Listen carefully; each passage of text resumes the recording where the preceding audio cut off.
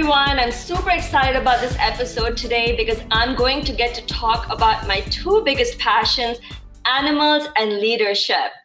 In this episode, I'm going to be combining them together. I've been a volunteer at the Etobicoke Humane Society for 5 years now.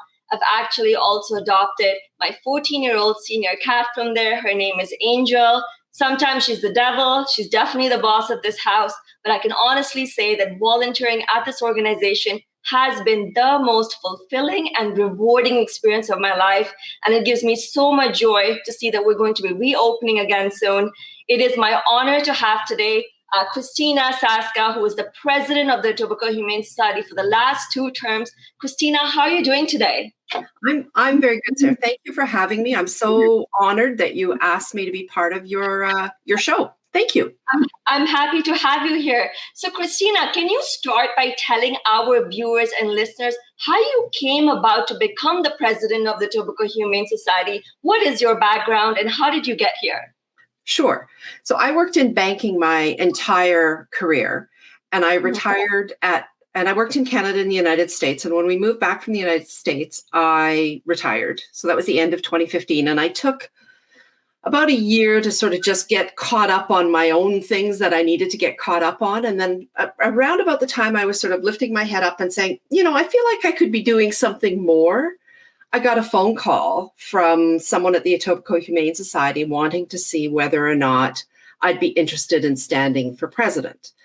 And they were in particular looking for somebody with a risk management background at that time. Okay. And that was my background in banking. So I sort of went, well, let me find out more. And here I am. And was it a passion for animals that led you here? Or was it a passion for nonprofit? Or what exactly was it? So I have always been passionate about animals in general and animal welfare. But I think what sort of attracted me to EHS was the business model, that it was 100% donation-based, 100% volunteer. And it essentially was an opportunity to lead, if you will, a small business that I had, previously I'd been big corporate. And so the idea of being able to lead a small business held a great deal of appeal. And the fact that that was in a business that involved helping dogs and cats just made it all that much more interesting. Yes. So when you started as the president, what were your goals and objectives?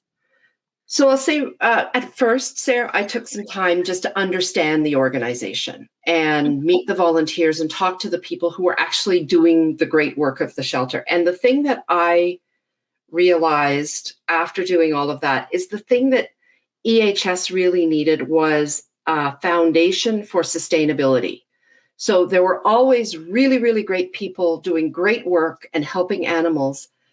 But in order for the organization to continue and to thrive and to grow, you needed to make sure that you had the right foundational pieces in place: infrastructure, technology, fundraising, jobs that were right-sized for volunteers to do.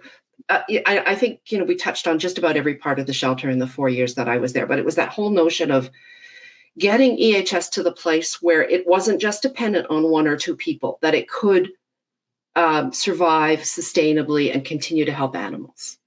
Right. So when you talk about the organizational structure of the Humane Society as a whole, are all the Humane Societies integrated? Are they completely separately run? Like, is Toronto Humane connected to Etobicoke or no? So it's a really great question, and we get that question a lot. So the Etobicoke Humane Society is independent. It's not affiliated with any other shelter or rescue or animal organization. However, we do have partnerships with lots of people, but we are independent. Toronto Humane Society is also independent. But an organization like Toronto Animal Services or Hamilton Animal Services is affiliated with the city. So that's a city-run program. They receive their funding from the city, and they have a broader mandate